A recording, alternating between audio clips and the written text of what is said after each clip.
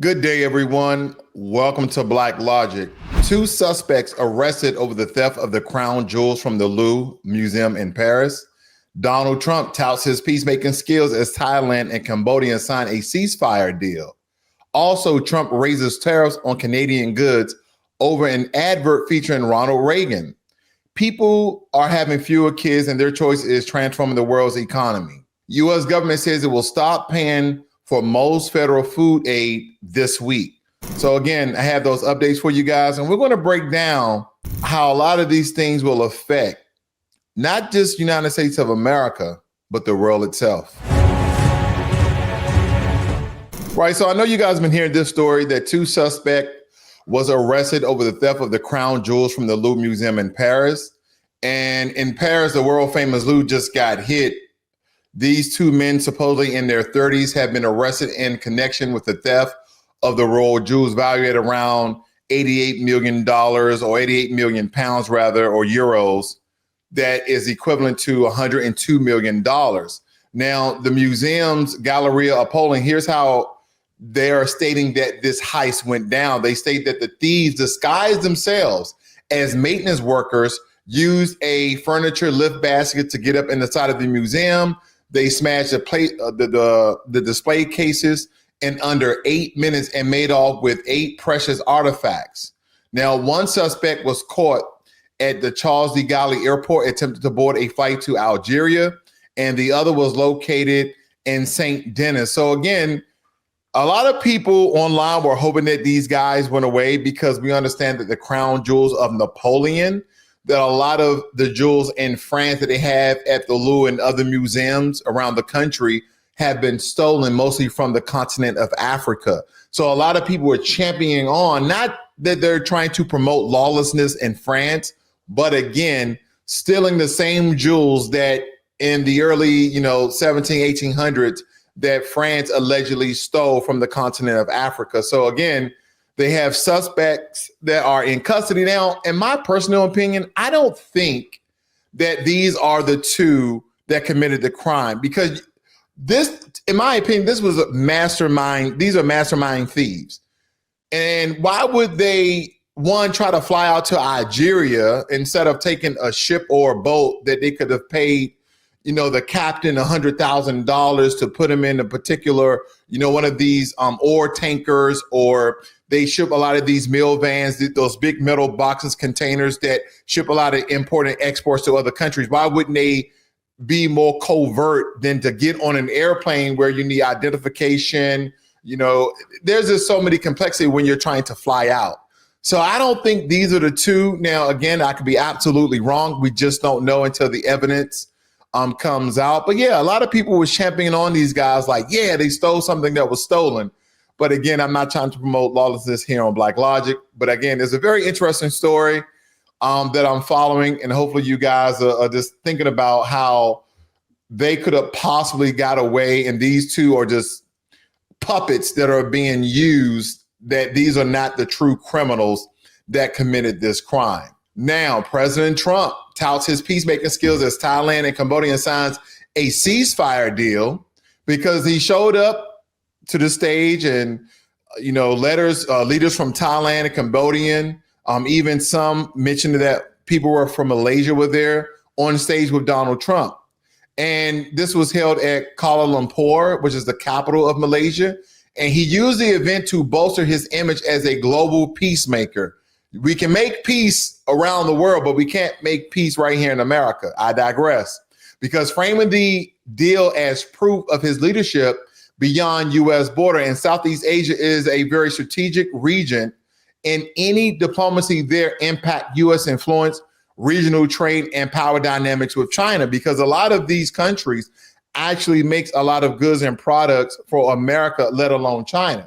So again, we're making peace deals, with Israel and Hamas. We're trying to make peace deals with Ukraine and Russia.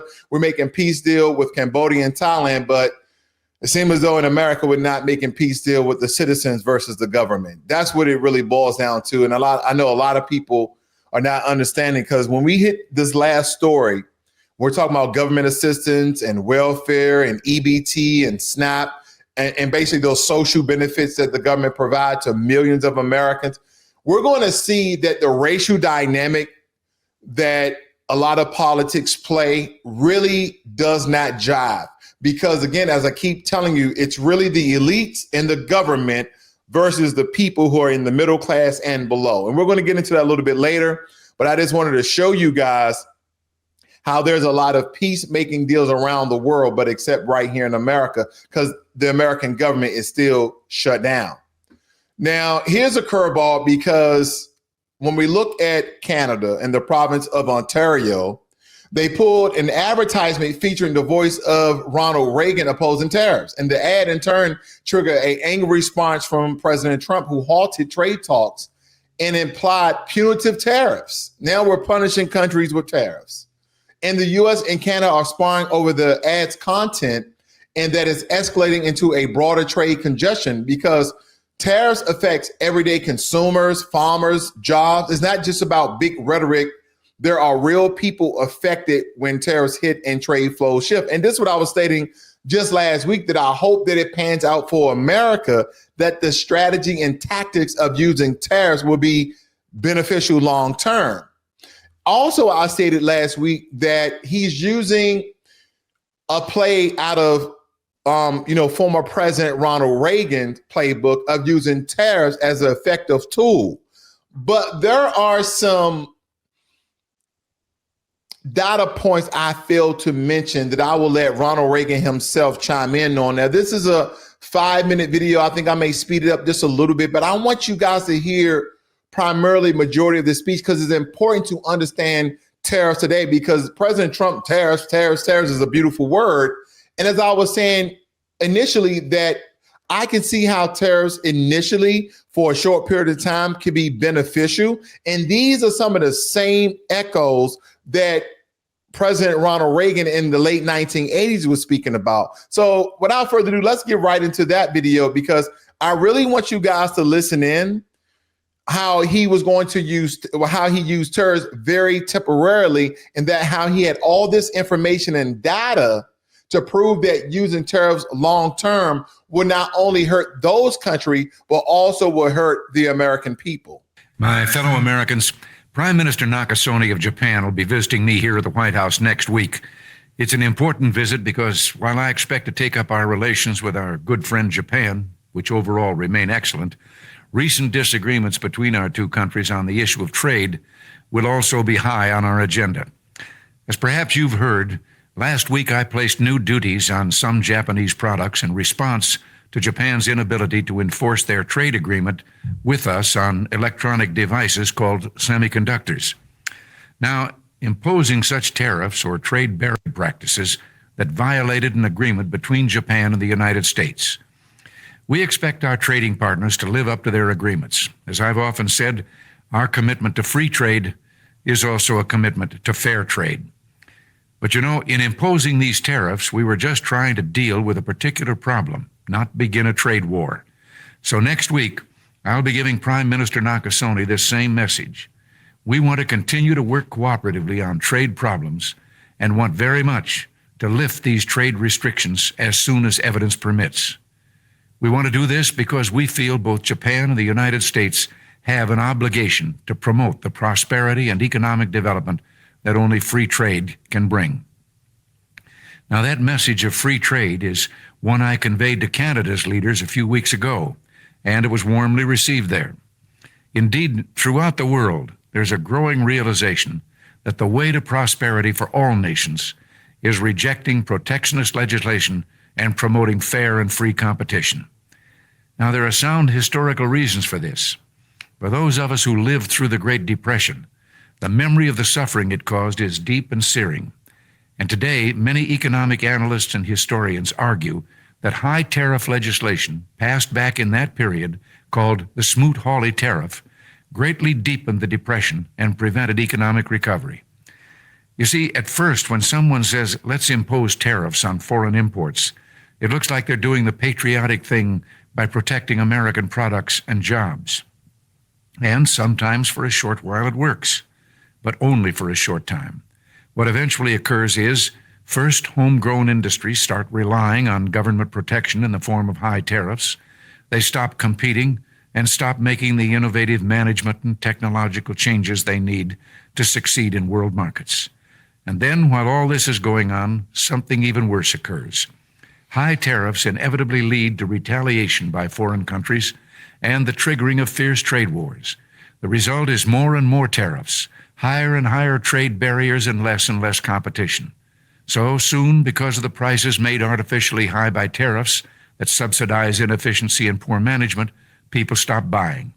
Then the worst happens. Markets shrink and collapse, businesses and industries shut down, and millions of people lose their jobs. The memory of all this occurring back in the 30s made me determined when I came to Washington to spare the American people the protectionist legislation that destroys prosperity. Now, it hasn't always been easy. There are those in the Congress, just as there were back in the 30s, who want to go for the quick political advantage, who risk America's prosperity for the sake of a short-term appeal to some special interest group, who forget that more than 5 million American jobs are directly tied to the foreign export business, and additional millions are tied to imports. Well, I wonder how many people are going to come out and say to my comment section that happened such a long time ago. But he was relating how those data points that occurred back in the 1920s, how that started a depression during that time. And that when he came into office, that he wasn't going to do that. This was going to be used for a short term. So we know that, again, President Trump was touting at one point in time Reaganomics. But he's using these tariffs long term. He's making these permanent. Well, Blacklogic, what you need to understand is that we've never been given a fair deal with a lot of these countries. Ladies and gentlemen, the economists, people in the financial space all stated that using tariffs for a long time will affect America negatively and financially. So again, this kind of bleeds right into this next story I'm going to cover. Because here at home and across many nations, families are choosing to have fewer children. Like here for home, for example, the average births per woman has dropped to less than 2 children, per family, 1.6 that they had in some of the statistics that I was looking at.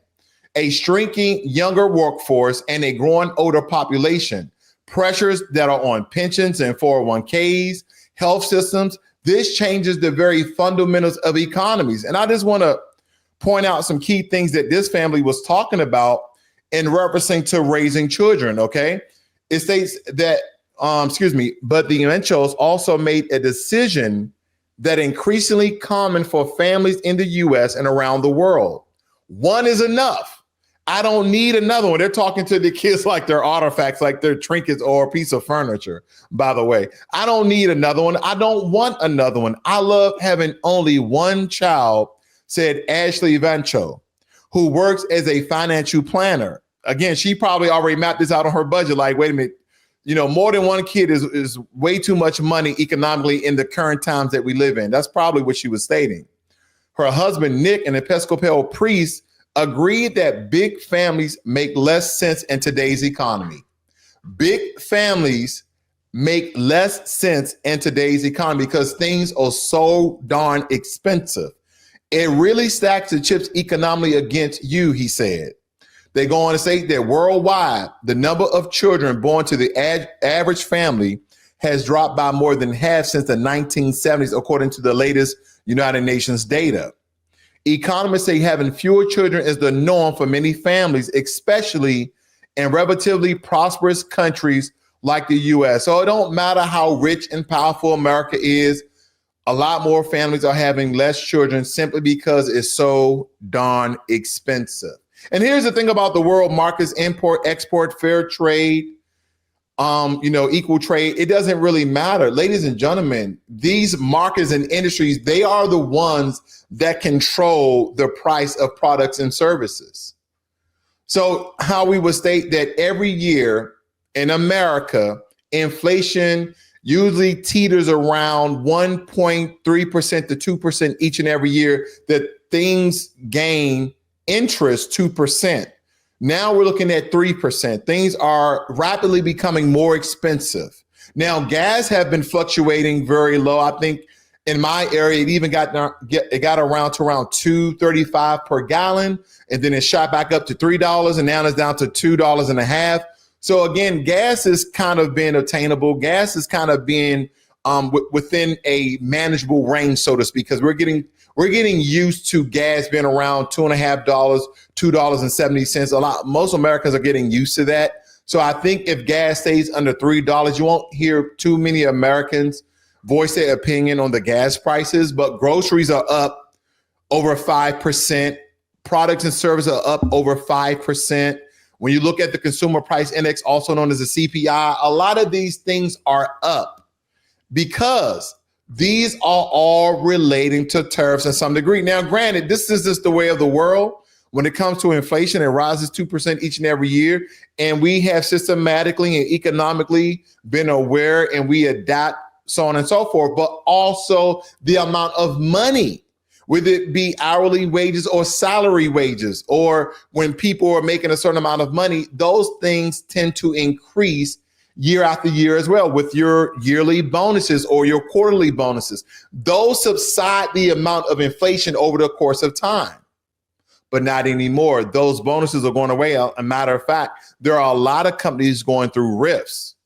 RIFs are reductions in force. And at first they may get rid of people who may be quote unquote low performers or problem children. But guess what, ladies and gentlemen, there are high performers that are being laid off as well because they simply can't afford them.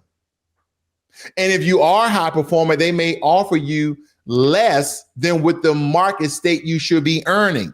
Take, for instance, you are a doctor and the average doctor, let's say, makes $180,000. I know that's on a low total pole, depending on what type of doctor it is. I got it. This is very arbitrary. Usually that amount would be $180. Now they're saying like $150. They're literally wiping off anywhere from $10,000 to $30,000 of the usual and expected pay in a lot of these industries and these jobs.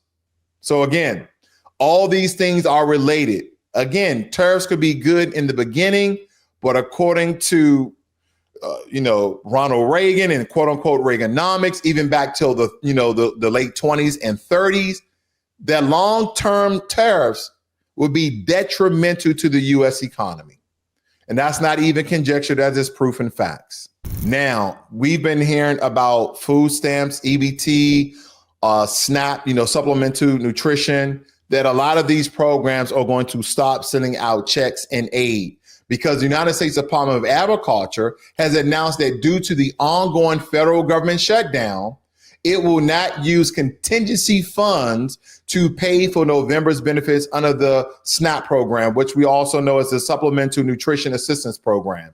And that puts over 40 million Americans at risk of losing food aid benefits from November 1st. And for quite some time, non-Black populations in America will always tout as if Black people are the only one on welfare. That Black people are the only one that are receiving SNAP and CHIP as well as EBT. No, all demographics and races of America receive welfare from social programs that this government has put forth.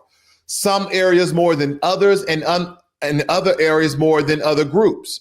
So at one point in time, there probably were a great majority of Black people receiving government assistance. Then in other times, there were white people receiving more government assistance, so on and so forth.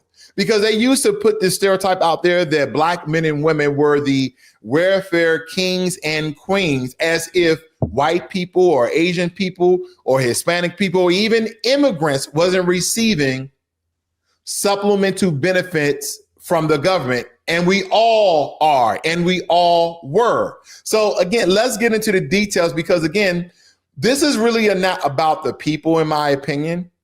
This is war with the government, ladies and gentlemen. As it states here, food assistance used by more than 40 million Americans will not be distributed from November due to the ongoing U.S. government shutdown, according to the U.S. Department of Agriculture. Bottom line, the well has run dry. The department said in a notice on its website, which also blamed Democrats in the Senate for the impasse. This is what I'm getting at. At a time of dire need to the American people, black, white, red, yellow, green, Hispanic, Asian, it doesn't matter. They're still trying to blame each other for people not receiving aid that a lot of these families need to support their families. And those of you who may be doing well financially in life, and you voted for Trump, you're like, good, stop living off the government. You probably think it's majority of black people. Now, in percentages, that is an argument and debate that we could have in percentage. But when it comes to the raw numbers, unfortunately, majority of people on the SNAP program are white Americans. Let's dive back into the story. It goes on to state that the Supplemental Initiatives Program is used by 1 in every 8 American and plays a vital role in many grocery budgets. Earlier this month, the Trump administration declined to draw on a contingency fund that would have continued benefits, saying the money was needed for potential emergencies such as national disasters. Well, message, people not receiving food aid to supplement so their families can eat is a national disaster. That means we're going to have millions of Americans to go hungry. Is that not a natural disaster? Well, I digress. That's not natural. This is fabricated. This was made. We all knew that the snowball was going to turn into an avalanche, did we not? We knew by doing some of these things and the government shutdown and high inflation and tariffs, we knew that all of these were different, data points, so to speak, to make up the situation that we currently live in today. Republicans blaming the Democrats, and the Democrats are blaming the Republicans. And as I told you, this is a game of tennis where the American people are the ball. The Republicans have a racket and the Democrats have a racket. And the nation is the net. And the only thing they're doing is playing back and forth, while all of them are still getting paid. By the way, the government is still getting paid. Those congressmen and the president are still getting paid. I just want to point that out. Let me carry on. Again, Democrats have condemned President Trump for refusing to use a contingency fund. So the Democrats are blaming the Republicans, and then right up here, they're blaming the Republicans. The Republicans are blaming the Democrats. It says, bottom line, the well has run dry, the department said in a notice on its website, which also blamed Democrats in the Senate for the impasse. This is perhaps the most cruel and unlawful offense the Trump administration has perpetrated yet, Congresswoman Rosa DeLauro and Angie Craig said in a joint statement on Friday. They also criticized Trump for providing assistance to Argentina and building a new White House ballroom during the shutdown. Now, again, the $250 million ballroom, 90,000 square feet, again, is a stickler in my side as millions of Americans are in need of this money. But with that being said, I think we should really get into the statistics of who this truly affects. Okay. Now, SNAP, Supplemental Nutrition Assistance Program. This is coming from the Center Budget on Policies. And again, who's eligible for SNAP? They get into all of that information. How much do households receive in benefits? Okay. All of this is vital information for us to understand, because a lot of people are not understanding the different demographics that people are receiving federal assistance, okay? And as we even look at this one right here, let's go down here just a little bit. How SNAP benefits are, just give me 1 second. How much does SNAP cost? The federal government spends about $115 billion on SNAP, including pandemic-related SNAP benefits and other directly related food assistance programs. About $107 billion, or nearly 94% of SNAP spending, went directly to benefits that households use to purchase food. About 6% of SNAP spending in 2023 went to state administrative costs, and less than 1% of SNAP spending went to federal administrative costs. Okay, so we spend billions and billions and billions of dollars for government assistance for over 40 million Americans nationwide. Okay. What does the data say about food stamps in the U.S.? Okay, let me see. Let's just connect this. Let's get down to the meat and potatoes.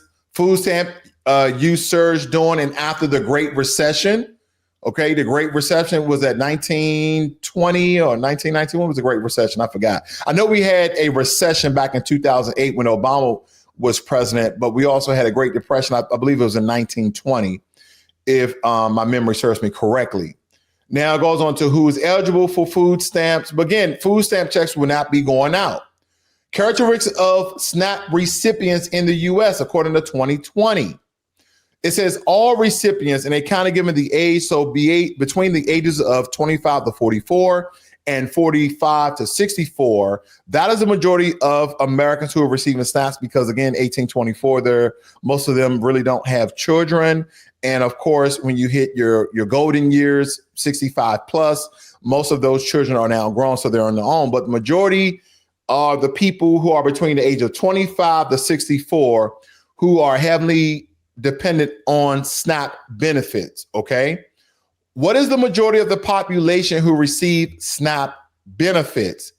They said white, 62.7% of them receive SNAP benefits. And they said out of that 62.7%, because we understand that some Hispanic people who can pass as being white also, according to the Census Bureau, label themselves as white. So white people who are not Hispanic are roughly around 40%. And that's the number that you see right here, okay, 40%.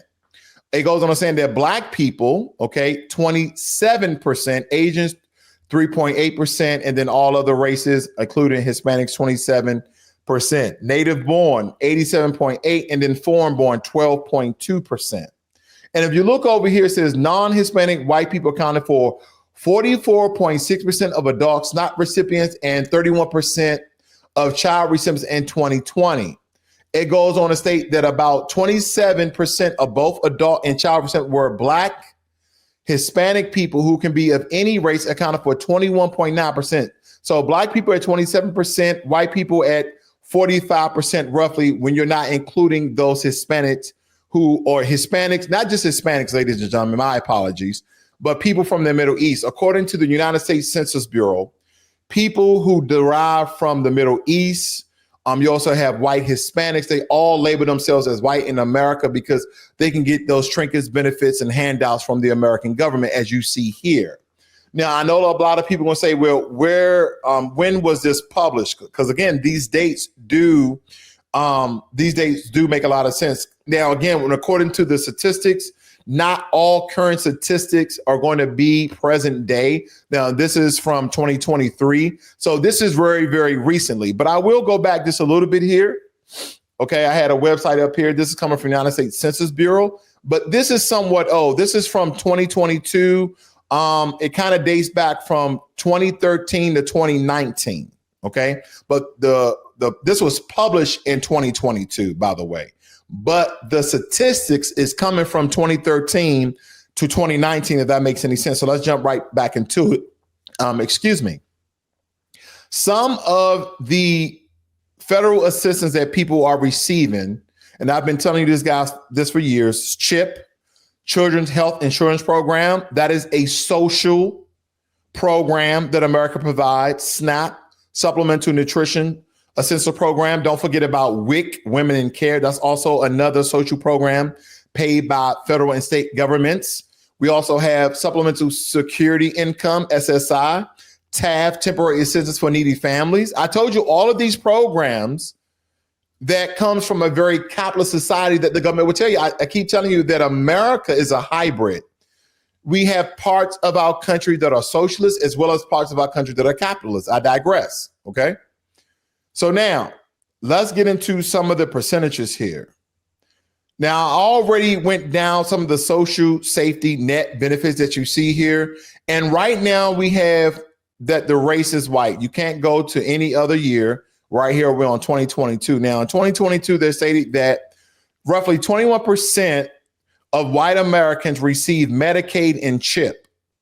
9.7 receive SNAP. 1.7 receive WIC. Free or reduced price school meals, 7.6. We get down here to Social Security and Medicare, 21% and 21.5%. Okay.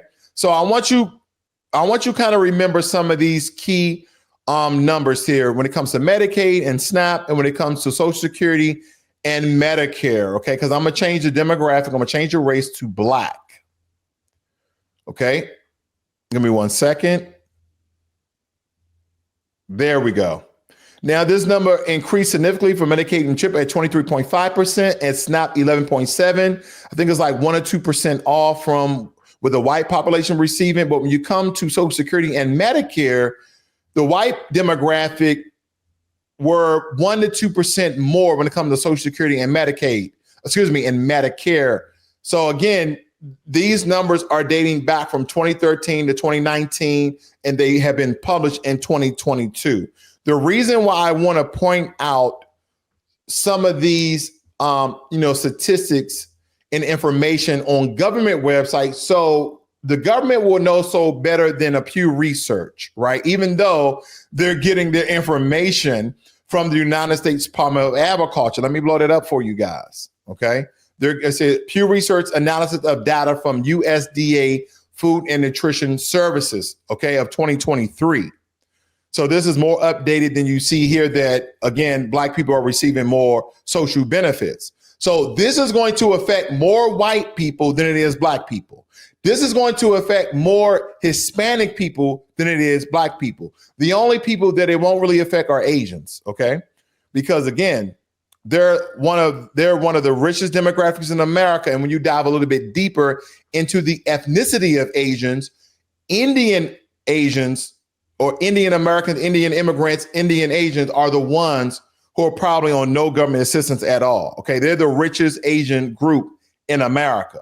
Now, last but not least, this is coming from, NIH, the National Library of Medicine, NIH, which is a federal government website. And I just want to scroll all the way down here.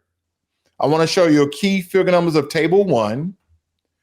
It says, and this is the overall amount that people are receiving when it comes to government assistance. I want to show you that. And this is based on the composition of racial background among households that are eligible for supplemental assistance, programs, And it goes on to state that entirely white, 65%, these are the ones who qualify for it. And this is coming from a federal government website, the ones who qualify for it. 65% white and 22% Black. Let me scroll down even a little bit further.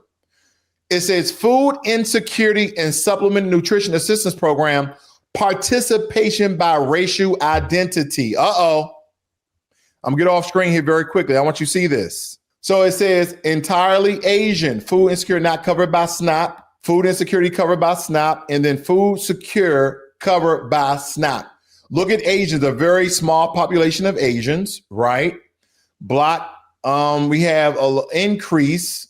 This is what, 62%? And then we have white roughly around, let's see, about 80%. But the majority of this is right here. Food secure, not covered by SNAP. This is going to hurt millions of Americans, over 40 million Americans. And the majority of the Americans that are going to be affected are going to be white Americans. But what's important here is not necessarily the race. This is the awakening of America. For quite some time, America has been playing us as fools in the division of race. And again, all the white supremacists, make sure you leave your comments down below and tell Black people how we just live off the system of welfare and social benefits, while the government is stating right here, right now, that not all millions of Americans are receiving social benefits from this government, but a great population, a great many of them are white Americans. So again, this is going to affect white Americans, Black Americans, Hispanics, and Asians. But we look at the two demographics, which I know there's some numbers in here that's really not being contribute. This is also going to affect a lot of Native Americans as well. And when I mean Native Americans, I mean the Native Americans that have features from Siberia and Mongolia, those red type Native Americans. It's going to affect them as well because they kind of blend them in with Black and Hispanic. when it comes to our numbers. So our numbers are more inflated. And I could possibly show you that as well. I don't want to make this longer than what it has to be. But if you look that up, they kind of add their numbers into the Black and Hispanic numbers as well. So ladies and gentlemen, the reason why this is important is because for quite some time, I've been telling you guys, don't let this government play the whole right and left, the Democrat and the Republicans. They're playing the American people as fools. They could have come to a deal to add in Medicaid and extend the Affordable Health Care Act benefits to the end of the year, which the government wouldn't be shut down. People wouldn't be furloughed. People would be getting paid. People would be being covered for SNAP and all of these other social benefits that millions of Americans, actually depend on. Or that was the Republican side. They could have signed those extended healthcare benefits. Or the Democrats, could have bent the knee and say, okay, well, we don't want the American government to be shut down. Then the Democrats come out and state, well, we have a contingency fund. And the Republicans say, oh, well, that's for natural disasters. And some of you who are playing the right and left, oh, you woke and I'm MAGA and I'm a conservative and we shouldn't be living off the government. Stop looking at yourself and stop looking at the fellow American who may need this government assistance. Because as I stated, people are having less and less children because America is becoming so darn expensive. If you don't get it now, you may get it when it hits home for you. And hopefully that never happens, because who would want any American to starve and do bad? Because again, seems like all the immigrants come to America and do great, while Americans continue to do bad. Is it because Black people are being lazy, or America's being lazy, or were those just stereotypes you guys were playing around to fool the American people now that we all are suffering under the Trump administration? Tariffs, tariffs, tariffs. What a beautiful word.